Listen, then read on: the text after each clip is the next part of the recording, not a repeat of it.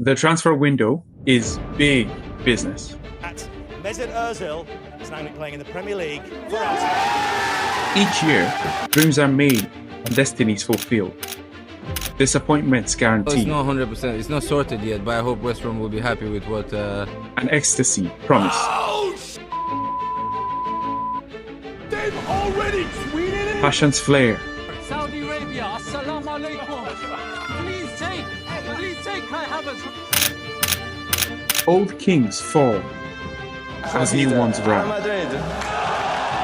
In a world of greed, deceit, and excess,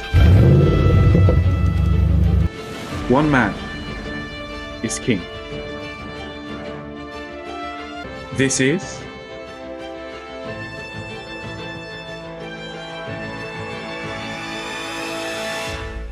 The Insane Business of Fabrizio Romano.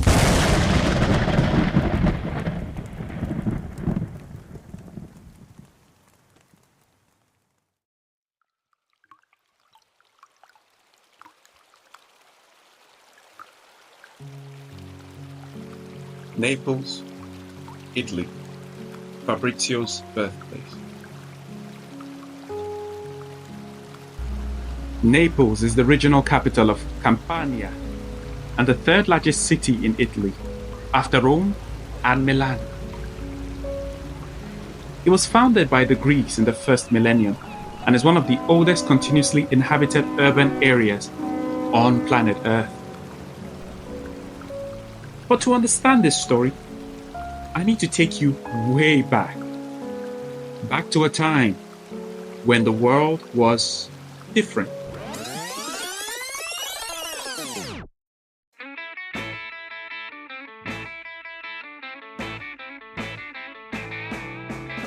Remember that priest named Pablo Escobar? Yeah, he was caught in 1993. Hulk Hogan was undisputed wrestling champion of the world and one of the most famous people on planet Earth. The STS-52 had just been launched into space, a monumental feat in humanity's space exploration history. Every bit of it was captured on live TV. Bill Clinton became the President of the United States, and we all know how that ended. And yeah, how could we forget Diego Maradona, who was thrown out of Sevilla for being overweight just 1 year after Napoli, the club in Fabrizio's city, got rid of him for cocaine use before a game. Yep, you just got a snapshot of the wonderful world Fabrizio Romano was born into.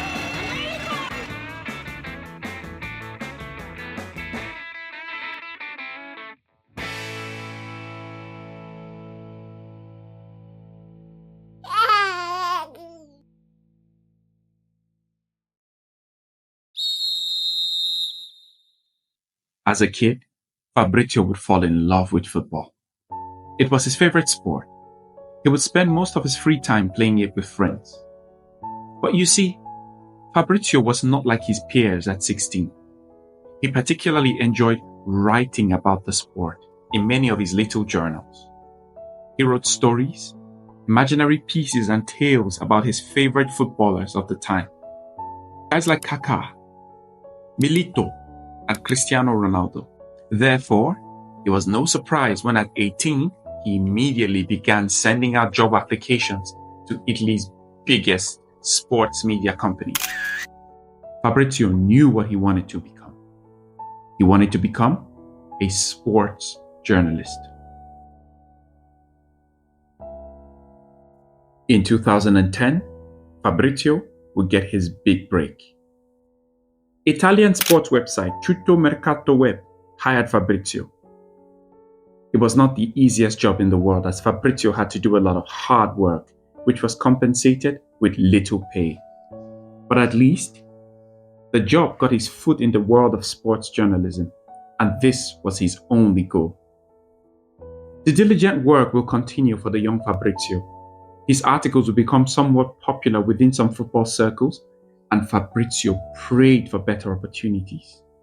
He prayed these opportunities would arise from his work and the exposure it created.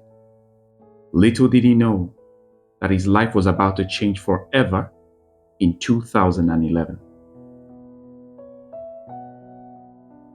One day, he received a strange phone call.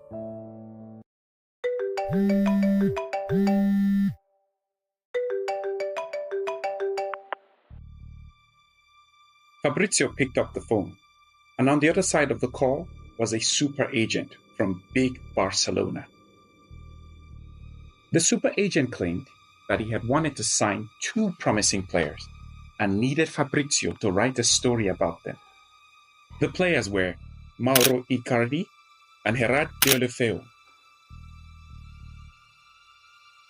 They agreed terms, and Fabrizio got to work.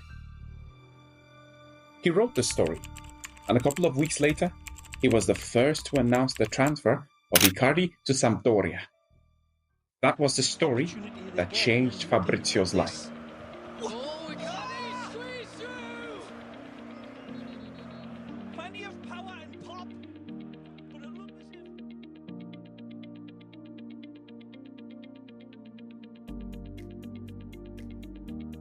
When you think about big brands, they always carry a tagline, a slogan.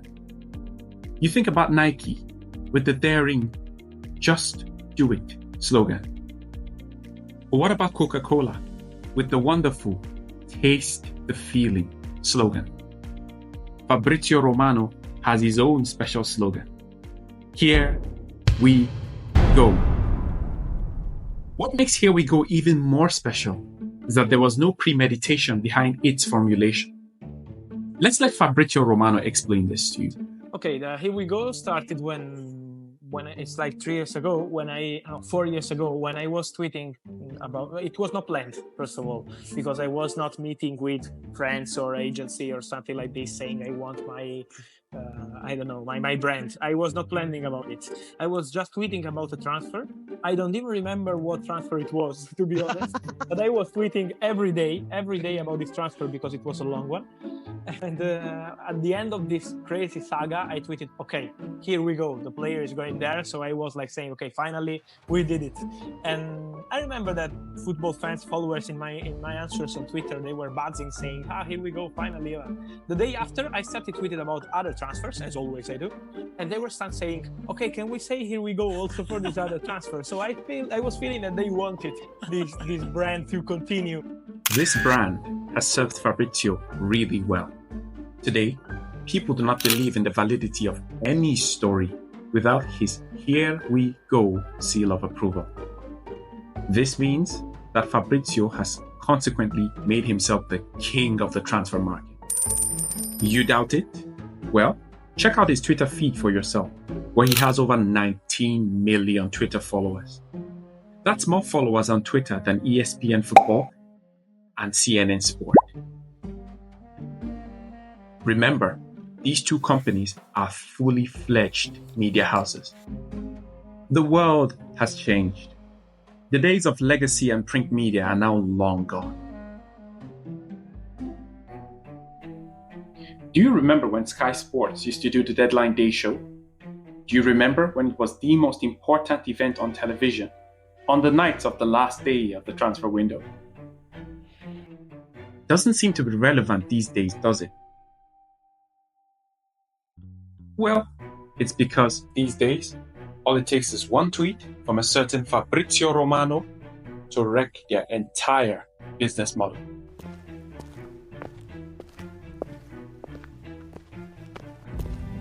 So Fabrizio Romano has made himself the most trusted name in football news. He seems to always be in the know, have the best information, and is always right on time when it comes to delivering the news. However, one question kept us awake at night as a team. We spent countless nights doing research, compiling through data, making phone calls, and trying to figure out how exactly Fabrizio Romano makes money. Think about this. He seems to always put information out on Twitter, and it's free. You don't pay him, and neither do we. So the question was a very valid one when we were trying to figure out how exactly this guy makes money. And what we found out was very interesting. We found out that there are 5 ways, yes, 5 ways which Fabrizio Romano uses to make money. The first one is a salary. Yes, Fabrizio Romano earns a decent salary from various media organizations like The Guardian, where most of his articles are in collaboration with fellow journalist Jamie Jackson, with American-based TV network CBS Sport, Sky Sports, BBC Sports, BT Sport, and Italian media giant La Gazzetta dello Sport. Number 2, freelance journalism. Due to his size and popularity on social media, Fabrizio has earned the right to feature in big companies' media announcements. One such example is So Rare. So Rare is a fantasy football game where people can trade professional players and manage a virtual team with digital cards. Number 3, YouTube. In May 2021, Fabrizio opened his YouTube channel under his name.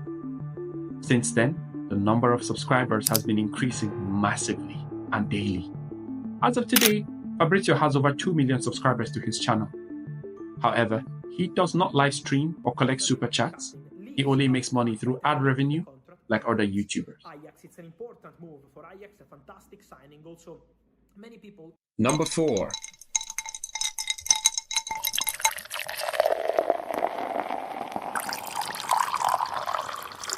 Sponsorships. With the following that Fabrizio has on social media, he has attracted sponsorship deals. The most popular one is with Heineken. The Dutch multinational company was founded in 1864. Heineken owns over 165 breweries in more than 70 countries. Heineken sponsors a streaming show on Fabrizio's Twitch channel on the last day of the transfer window. Talking about Nat Phillips to Bournemouth is really close. It's getting closer, guys. So they have a verbal agreement between clubs. They have to speak with the player again to see what he wants to do, but it's in place between clubs. So Liverpool could let Nat Phillips go to Bournemouth on loan today on deadline day. we see this more and more players from the Premier League. Let's moving just to this say area. it could use a little bit of work in the production. Fabrizio is also sponsored by NordVPN, a Lithuanian VPN service provider offering him access to geo-restricted content in over 60 countries. Number 5. Twitch. Twitch is an American video live streaming service that focuses on video game live streaming. It's a relatively new platform that really became popular in the last 3 to 5 years. Fabrizio has leveraged his size and reach to produce exclusive content on the website. Fabrizio has over 500,000 followers on the platform, which means that he meets the criteria that Twitch requires to pay streamers.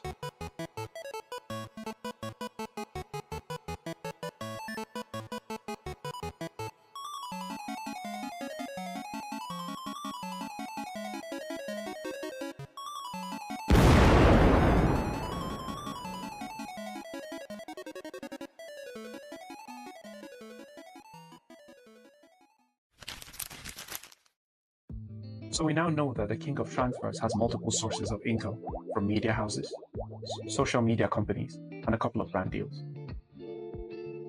These sources of income ensure that Fabrizio Romano is one of the richest journalists on planet Earth.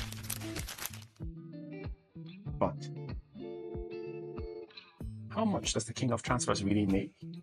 And what is he worth? Experts estimate that Fabrizio Romano earns $350,000 per annum. The point is, I'm rich, rich, rich! Well, he is. The luxury lifestyle gets even better when you come to know that Fabrizio Romano is worth a whopping $5 million. You see, the journalist lives a very private lifestyle, with little about his private life available to the public. But what we do know is that Fabrizio Romano has insane toys. The king of transfers is the proud owner of a Mercedes S-Class, a luxury machine with a twin-turbo V12 engine generating 612 horsepower. Thanks to its flagship design, the S-Class offers great driving with refined performance, resulting in a silky smooth ride. But that's not all. Fabrizio is also the proud owner of an Alfa Romeo Stelvio Quadrifoglio. I hope I got that right. Don't know how good my Italian is, but anyway, Quadrifoglio. I think that's the right pronunciation. The Quadrifoglio is a high-performance line similar to BMW's M badge. Quadrifoglio is the Italian word to say four-leaf clover. The car has a 505 horsepower twin-turbo V6 engine, offering an unrivaled steering experience and lots of comfort. How far do you think you can take this? Because obviously you've got a massive following and it's done in a different way. I will take it as far as I can in terms of enjoying that. Now I'm happy because I'm enjoying not just the professional side, but even the human side. My favorite moment in the transfer window is the day after, when I call my favorite sources and I start speaking in normal way as Fabrizio and not as the journalist. That is my favorite side of the transfer window.